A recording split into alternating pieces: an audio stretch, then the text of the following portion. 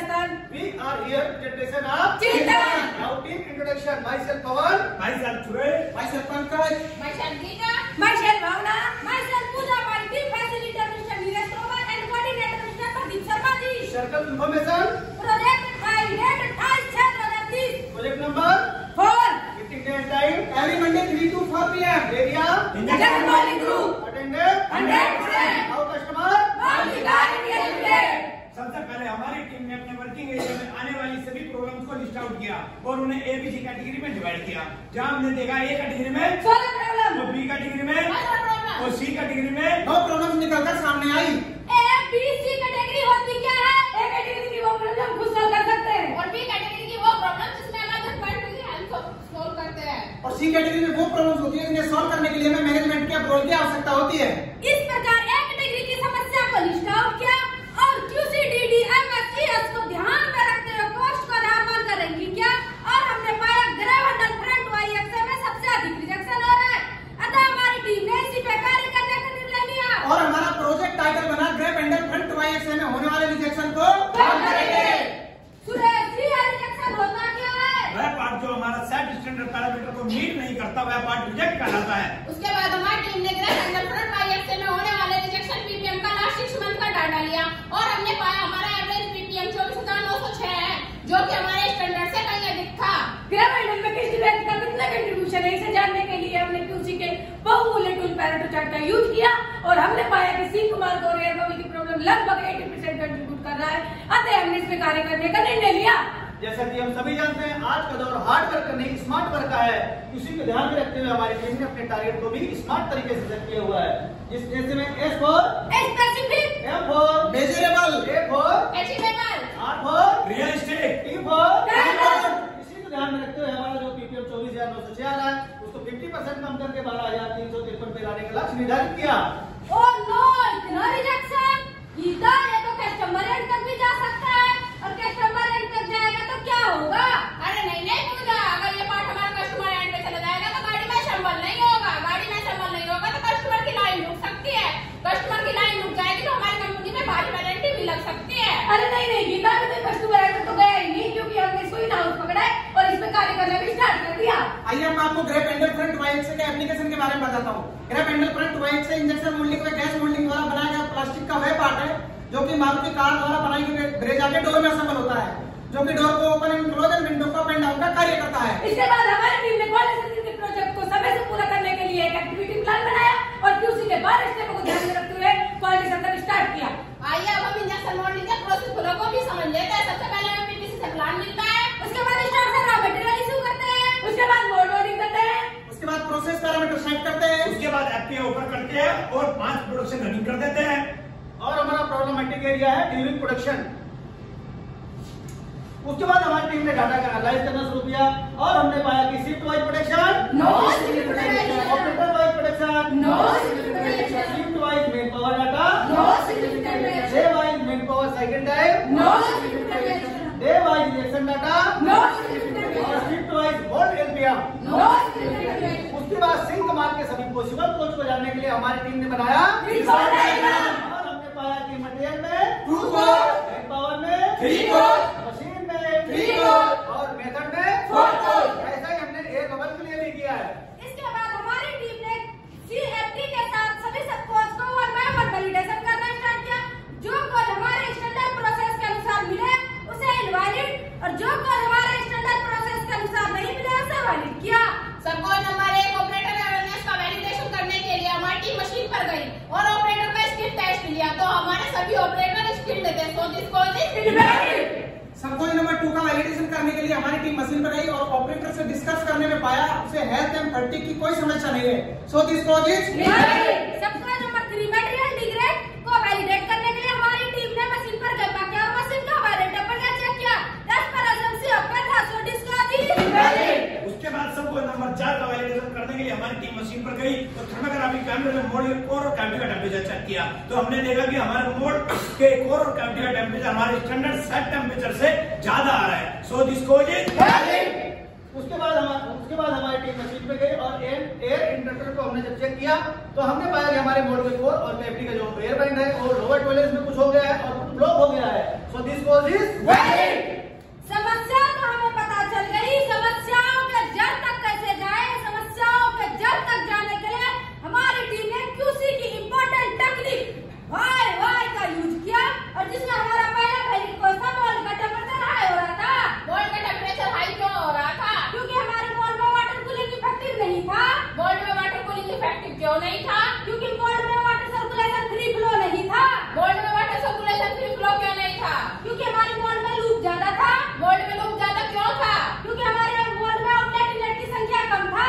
Mould में outlet inlet की संख्या कम क्यों था? क्योंकि हमारे मोल्ड में ही आउटलेट इनलेट की संख्या कम था। क्या हमारा ये पहला रूट कौन जी हाँ। और हमारा दूसरा वैलिड क्वेश्चन था कि हमारे मोल्ड के अंदर एयर इंटरप्ट हो रही थी। एयर इंटरप्ट क्यों हो रही थी? क्योंकि वो कंप्लीटली बाहर नहीं निकल पा रही वह थी। कंप्लीटली बाहर क्यों नहीं निकल पा रही थी? क्योंकि उसके लिए पर्याप्त समय नहीं था। पर्याप्त समय क्यों नहीं था? क्योंकि हमारे एयर वेंट ब्लॉक थे। हमारे एयर वेंट ब्लॉक क्यों थे? क्योंकि एयर वेंट का साइज सफिशिएंट नहीं था। एयर वेंट का सही सफिशिएंट क्यों नहीं था? क्योंकि एयर वेंट का डेप्थ पर्याप्त नहीं था। क्या हमारा यही रूट कोड निकला? जी हाँ। और हमने पहले रूट कोड को चेक करने के लिए हमारी टीम मशीन पर गई और हमारे कोर और कैविटी का टेम्परेचर थर्मोग्राफी कैमरे से इमेज ली। तो हमने चेक किया कि हमारे कोर और कैविटी का टेम्परेचर किसी जगह पर सेट स्टैंडर्ड टेम्परेचर से कहीं ज्यादा आ रहा है। So this code is root cause number 2 में जैसे कि आप देख पा रहे हैं, हमने मोल्ड के कोर और कैविटी के एयर वेंट को चेक करने के लिए हमारी टीम मशीन पे गई और टूलिंग डिपार्टमेंट की सहायता से जब हमने एयर वेंट को चेक किया तो हमारा जो एयर वेंट था कहीं ब्लॉक था और कहीं लोअर टॉलरेंस में था, इसलिए हमारा रूट कॉज। उसके बाद हमारी टीम ने अपनी समस्या को दूर करने के लिए कुछ सुझाव जनरेट किया और अपने को लागत तथा सेफ्टी को ध्यान में रखते हुए अपने सुझाव को एक्सेप्ट और रिजेक्ट किया है। इसमें हमारा पहला रूट कॉज था कि हमारा जो मोल्ड है इसके लिए हमारा जो मशीन का मैनिफोल्ड है वो सफिशिएंट नहीं था। गीता, क्यों ना हम मोल्ड में ही आउटलेट इनलेट की संख्या कम कर दें? हाँ, ऐसा कम कर सकते हैं। अरे नहीं, ऐसा हम नहीं कर सकते। ऐसा करने से हमारा मोल्ड का टेम्परेचर और बढ़ जाएगा। So this suggestion rejected. क्यों ना हम मोल्ड में ही कूलिंग टाइम बढ़ा दें? हाँ, ऐसा तो हम कर सकते हैं, इससे हमारे मोल्ड का टेम्परेचर कंट्रोल होगा। अरे नहीं, ऐसा भी हम नहीं कर सकते। अगर ऐसा किया तो हमारी प्रोडक्टिविटी लॉस होगी। So this suggestion rejected. क्यों ना हम मैनिफोल्ड में ही आउटलेट इनलेट की संख्या बढ़ा दें? हाँ, ऐसा तो हम कर सकते हैं, इससे हमारे मोल्ड में वाटर कूलिंग इफेक्टिव होगी। और इससे हमारी प्रोडक्टिविटी भी लॉस नहीं होगी। So this suggestion accepted. ऐसा ही हमने बाकी सजेशन को एक्सेप्ट और रिजेक्ट किया है। हमारे सुझाव को लगाने से किसी प्रकार की समस्या तो उत्पन्न नहीं हो जाएगी। हमने इसका पूर्ण अनुमान लगाया और इस समस्या को दूर किया। और हमारा पहला सुझाव था कि हम मोल्ड मशीन के वाटर मैनिफोल्ड में इनलेट और आउटलेट की संख्या को बढ़ाएंगे। मेंटेनेंस टीम की सहायता से हमने मैनिफोल्ड में इनलेट और आउटलेट की संख्या को बढ़ाया और उसके बाद इसका ट्रायल किया। जो हमारा सिंक मार्क का पर डे रिजेक्शन 12 आ रहा था वह घट करके 8 रह गया। बताइए ट्रायल हमारा सक्सेसफुल रहा। काउंटर में 2 में जैसे कि आप देख पा रहे हैं, हमारा जो एयर वेंट का साइज लोअर टॉलरेंस में हो गया है उसको हमने एयर वेंट को साफ करवाया और उसको अपर टॉलरेंस में करवाया। उसके बाद जब हमने इसका ट्रायल किया तो हमारा जो दिन में 8 पार्ट रिजेक्ट होता था एयर बबल के लिए वो घटकर 5 रह गया। उसके बाद हमारा सक्सेसफुल रहा। उसके बाद हमारी टीम ने अपने टारगेट को रिमूव किया था, जो हमारा पीपीएम 24,906 था वह घटकर 14,450 हुआ। अतः हम अपने टारगेट को अचीव नहीं कर पाए, तो यहाँ पर हमारी टीम थोड़ा हताश हुई। प्रयास करो जब तक है आज प्रयास करो। इसी मंत्र के साथ हमारी टीम शो फ्लोर पर गई और ब्रेनस्टॉर्मिंग की और कुछ न्यू सॉल्यूशन जनरेट किए, जिसमें टोटल 5 सॉल्यूशन दिए, जिसमें एक सॉल्यूशन को रिजेक्ट और 5 सॉल्यूशन को एक्सपेक्ट किया। जिसमें से हमारा पहला सॉल्यूशन यह था कि मोल्ड का टेम्परेचर अधिक रिड्यूस करेंगे, जो हमारा स्टैंडर्ड टेम्परेचर 40 से 50 डिग्री सेल्सियस से अधिक था। अतः हमने चिलर लगाने का निर्णय लिया और हमने चिलर लगाया। चिलर की इंटरलिंकिंग मशीन की पीएलसी से किया। साथ ही जब हमने मोल्ड का टेम्परेचर चेक किया, जो हमारा 50 से 60 डिग्री वाला था वो घटकर 40 से 50 हो गया। और साथ ही जब हमने ट्रायल किया, जो हमारा दिन का 12 पार्ट रिजेक्ट हो रहा था वो घटकर 3 हो गया और सिंक मार्क की जो समस्या थी वो जड़ से खत्म हो गया। और हमारा दूसरा सोल्यूशन था कि हम मोल्ड के कोर और कैविटी पर थर्मोकोपल लगाएंगे और उसका टेम्परेचर चेक करने के लिए मशीन में कंट्रोल बुक्स लगाएंगे और उसकी इंटरलिंकिंग मशीन की पीएलसी के साथ करेंगे। हमने ऐसा करवाया कि जब तक हमारा स्टैंडर्ड सेट टेम्परेचर के टॉलरेंस के अंदर रहेगा तो हमारी मशीन ग्रीन लाइट के साथ चलती रहेगी, और जैसे ही हमारा टेम्परेचर टॉलरेंस के अपर या लोअर टॉलरेंस में आएगा तो हमारी मशीन रेड लाइट के साथ प्रोडक्शन को रोक देगी। सोल्यूशन नंबर 3 में जैसा कि आप देख पा रहे हैं, बिफोर के पिक्चर में पहले हम पार्ट को निकाल कर टेबल पे रख के पंखे के माध्यम से उसको ठंडा करते थे और जो जिससे कि हमारा बाहरी सरफेस तो ठंडा हो जाता था, लेकिन अंदर का भाग ठंडा नहीं होने से उसमें सीक हो जाता था, क्योंकि हमारे पार्ट की थिकनेस लगभग 12 mm है। उसके लिए हमारी टीम ने पोस्ट मोल्डिंग कूलिंग भी अप्लाई करना शुरू कर दिया है, जैसा कि आप पिक्चर के माध्यम से देख रहे हैं। उसके बाद हमने टूल रूम की सहायता से 3D के माध्यम से मोल्ड के फ्लो के बारे में समझा और अपने सभी सुझाव सोल्यूशन लगाने के बाद हमने अपनी परफॉर्मेंस को चेक किया और हमने देखा जो हमारा per day part 12 part rejection हो रहा था वह घट करके 3 आ गया है, और जो हमारा एयर बबल का 5 पार्ट आ रहा था वह घट करके 0 हो गया है। हमारे टीम के द्वारा लगाया गया इंस्टॉलेशन फ्यूचर में भी प्रॉपर्ली काम करते रहे। इसके लिए हमने FME अपडेट किया, चेक शीट अपडेट करवाई, SLC रिवाइज कराई और हमारी टीम ने हॉरिजॉन्टल डिप्लॉयमेंट 2 पार्ट में भी किया और इसके बारे में अदर यूनिट से शेयर भी किया। क्वालिटी सर्कल के दौरान हमारी टीम ने लोग कायन भी किया है। पहले कायन की बात करते हैं तो हम पहले पार्ट को निकालते थे, टेबल पे रख के पंखे के माध्यम से उसके बाहरी सरफेस को हम ठंडा करते थे, जिससे कि हमारा बाहरी सरफेस तो ठंडा हो जाता था, लेकिन हमारा अंदर का भाग ठंडा नहीं हो पाता था। उसके लिए हमारी टीम ने पिक्चर बनवाया है। पिक्चर पे लेफ्ट राइट का पार्ट रखते हैं और हम उसमें पोस्ट मोल्डिंग कूलिंग अप्लाई करते हैं। और कूलिंग के लिए हमने बॉक्स का इस्तेमाल किया है, जिसका हमने साइकिल टाइप और मशीन का साइकिल टाइप सेम रखा है, और दोनों को हमने PLC से लिंक भी किया है।